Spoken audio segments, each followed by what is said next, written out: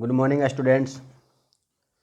आज फिर हम देखने वाले हैं क्लास 12 का बायोलॉजी का मॉडल सेट, जो कि 2023 बोर्ड एग्ज़ाम के लिए इम्पोर्टेंट होगा। इसके पहले हम लोग 4 मॉडल सेट कर चुके हैं। आप लोग यदि उसका वीडियो नहीं देखे हैं तो जाके डिस्क्रिप्शन में देख लीजिएगा, मैं उसका लिंक दे दूँगा। तो आज हमारा जो है बायोलॉजी का मॉडल सेट 5वां है, जो कि हर एक क्वेश्चन बहुत ही इंपॉर्टेंट है, क्योंकि मैंने आपको पहले भी बता चुका हूँ कि जितने भी हमारा जो क्वेश्चन है सब प्रीवियस पूछे हुए एग्ज़ाम में प्रीवियस जो है पूछे हुए हैं पिछले कई सालों में, और हर एक क्वेश्चन जो है 2 से 3 बार पीछे आ चुके हैं। तो मैं आशा करता हूँ कि अगली एग्ज़ाम जो 2023 के बोर्ड एग्ज़ाम में होगा, इन सभी मॉडल सेट से लगभग 80% जो है क्वेश्चन आने की संभावना है। और 80% यदि मॉडल सेट से आ गया तो समझ रहे हैं कि ऑब्जेक्टिव में यदि 80% तो 35 में आपका 30 ऑब्जेक्टिव आ गया। ठीक है, 35 में फिर सब्जेक्टिव को हम 1-2 सेट करने के बाद सब्जेक्टिव का जो इम्पोर्टेंट क्वेश्चन होगा उसका भी मैं आप लोग के सामने कुछ डिस्क्रिप्शन के साथ जो है आपको समझा दूंगा। और साथ में आपको प्रैक्टिकल में लगभग जो 20 नंबर का प्रैक्टिकल होता है उसमें आपको 17-18 नंबर आ ही जाएगा। तो इस तरह से आपका टारगेट जो है 90% जो है पूरा हो जाएगा, क्योंकि मैंने टारगेट रखा है कि आप लोगों को इस बार एग्ज़ाम में 90+ मिले। तो आइए शुरू करते हैं बायोलॉजी का क्लास 12 का मॉडल सेट 5, जो कि हर एक क्वेश्चन इंपॉर्टेंट होगा। आप लोग भी यदि इसमें किसी सवाल का जवाब जान रहे होंगे तो कमेंट में अवश्य बताइएगा। और आप लोग जो है यदि नए हैं, सब्सक्राइब नहीं किए हमारे चैनल को, सब्सक्राइब कर लीजिएगा, क्योंकि हर बार जो हमारा मॉडल सेट जो है बहुत इंपॉर्टेंट होने वाला है। तो आइए शुरू करते हैं। हमारा पहला सवाल है मिनीमाटा रोग किसके कारण होता है? मिनीमाटा बीमारी जो मनुष्यों में होते हैं किसके कारण होता है? जानवरों में यह बीमारी होता है। तो पहला ऑप्शन है SO2, H2OS, मरकरी, सीसा। तो मिनीमाटा रोग जो होते हैं सीसा मरकरी के कारण मनुष्यों में होने वाला रोग है। मरकरी मतलब पारा जिसको बोलते हैं। नेक्स्ट हमारा सवाल है अम्ल वर्षा का कारण क्या है? तो पहला ऑप्शन है SO2.SO3 या SO2 इंटू CO, कार्बन और मोनोऑक्साइड इसको बोलते हैं, CO into NH3, SO2 into NH3। तो इसका जो फाइल सही जवाब जो हो जाएगा option number A, SO2 into SO3 जो अम्ल वर्षा का कारण होते हैं। अगला सवाल है प्लाज्मोडियम की संक्रमण अवस्था है। प्लाज्मोडियम जानते हैं कि मादा जो एनोफिलिस मच्छर है उसके शरीर में यह जो है डेवलप होते हैं। तो उसकी कई अवस्था होते हैं। जब वह हमारे मच्छर हमारे शरीर को काटते हैं तो उसके लार्वा थ्रू हमारे ब्लड में चला आता है प्लाज्मोडियम। तो प्लाज्मोडियम का जो संक्रमण अवस्था है वह क्या कहलाता है? पहला ऑप्शन है स्पोरोजोआइट, ट्रोफोजोआइट, क्रिप्टोजोआइट, मेटाक्रिप्टोजोआइट। तो प्लाज्मोडियम का जो संक्रमण अवस्था होता है वह स्पोरोजोआइट्स कहलाता है। अगला सवाल है आपस में जुड़े आहार नाल श्रृंखलाओं का समूह क्या कहलाता है? जब आपस में जैसे मान लिया जैसे इस पृथ्वी पर सबसे जो ऊर्जा इम्पोर्टेंट जो पोर्शन है वह क्या है? प्लांट है। प्लांट को खाने वाला गोट है, गोट को खाने वाला मान लिया लायन है। तो ये सब क्या हुआ? एक श्रृंखला। इस तरह से बहुत सारे जीवों में क्या होता है? भोजन को लेकर एक श्रृंखला बनते हैं। तो वह श्रृंखला क्या कहलाता है? आहार चक्र, आहार कम्प्लेक्स, आहार जाल, पोषी स्तर। तो इसका जो सही जवाब हो जाएगा C नंबर, आहार जाल। नेक्स्ट हमारा सवाल है DNA का वह भाग जो अपना स्थान बदलता रहता है। DNA का वह कौन सा भाग है जो अपना स्थान बदलता रहता है? Cistron, transposons, exon, intron. तो इसका जो सही आंसर हो जाएगा B नंबर, ट्रांसपोजन्स। ट्रांसपोजन जो है DNA का पार्ट है और जो कि अपना स्थान हमेशा बदलता रहता है। आप लोग यदि इसमें से कोई भी सवाल जान रहे हैं तो कमेंट में बताइएगा। किसी प्रकार की समस्या होगा तो कमेंट में बताइएगा ताकि उसका मैं समाधान जल्द कर सकूं। नेक्स्ट सवाल है सवाल नंबर 6, BCG का टीका। BCG का टीका बच्चों को किस बीमारी के बचाव में किया जाता है?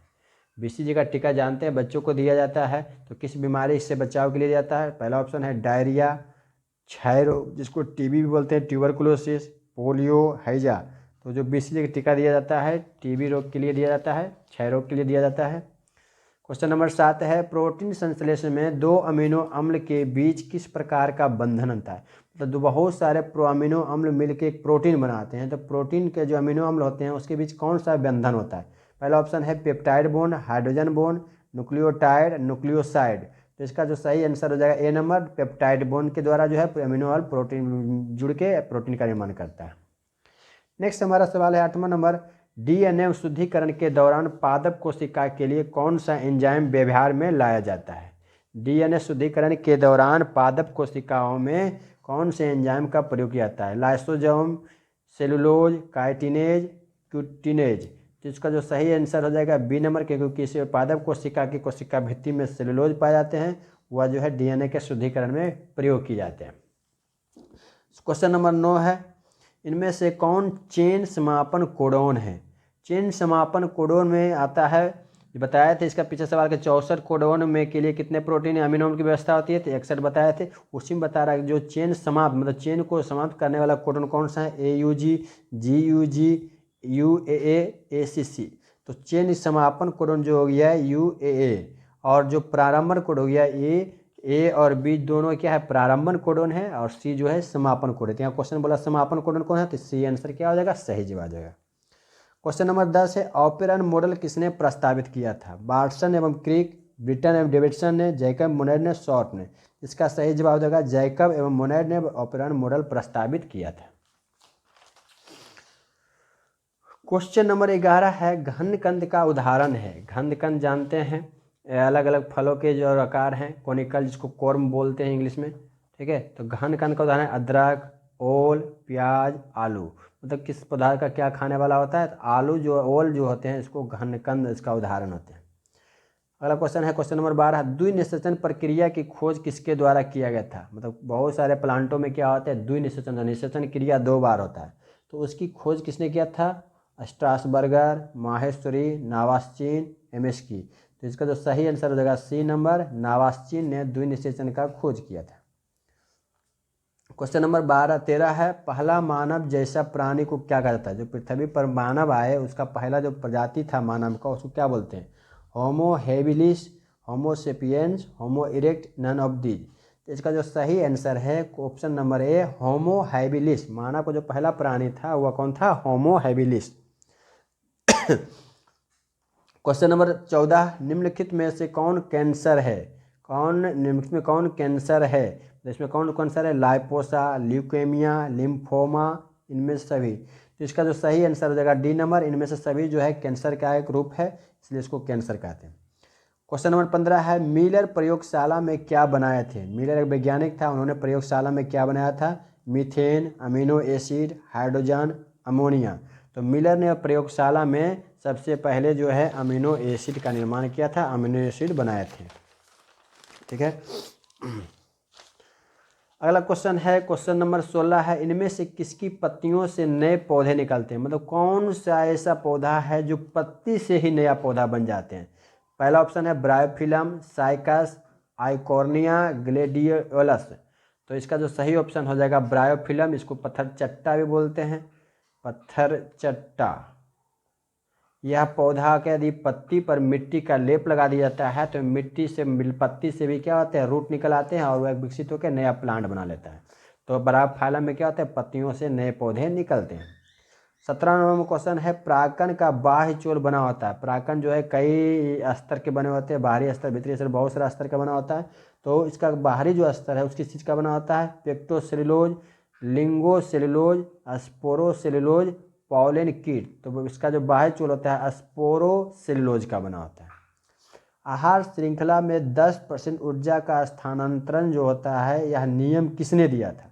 जैसे बताया कि जैसे हम लोग प्लांट को खाते हैं तो प्लांट से हमको एनर्जी मिलता है, तो प्लांट जो एनर्जी कराया गया उसका 10% जो अगले पार्ट होता है उसको खाने वाला है, फिर इसको खाने वाला है तो इसका अगला पार्ट में 10% जाता है। इसलिए हर एक प्लांट जीवों का जो भोजन प्राप्त करते हैं उसके अगले पीढ़ी में जो जाता है भोजन के रूप में वह 10% ऊर्जा का स्थानांतरण होता है। तो इस चीज़ के बारे में यह किसने यह नियम के बारे में बताया था, स्टेनले, लिंडमान, बिस्मान, टेंसले। तो इसके बारे में बताने वाले वैज्ञानिक थे लिंडमान ने।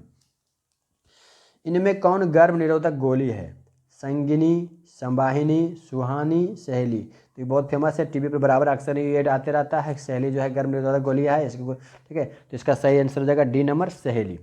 अगला क्वेश्चन है, वैसे रोग जो एक व्यक्ति से दूसरे व्यक्ति में आसानी से संचारित होते हैं उन्हें क्या कहते हैं? बहुत सारे ऐसे रोग हैं जो एक व्यक्ति हुआ और उस व्यक्ति के संपर्क में आने वाले जितने लोग हैं उनमें आ जाता है, तो उस रोग को क्या बोलेंगे?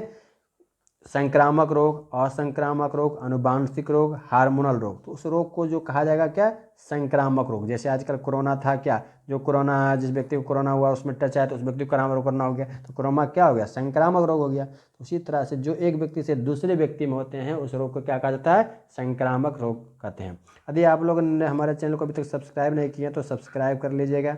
और आप लोग के लिए एक क्वेश्चन है कि जो प्रोटीन है, प्रोटीन की यूनिट को क्या कहते हैं, या प्रोटीन की इकाई को क्या कहा जाता है? आप लोग यह सवाल का जवाब जो है, क्वेश्चन का जवाब जो है कमेंट में अवश्य बताइएगा। नेक्स्ट वीडियो में फिर मिलेंगे, तब तक के लिए धन्यवाद, थैंक यू।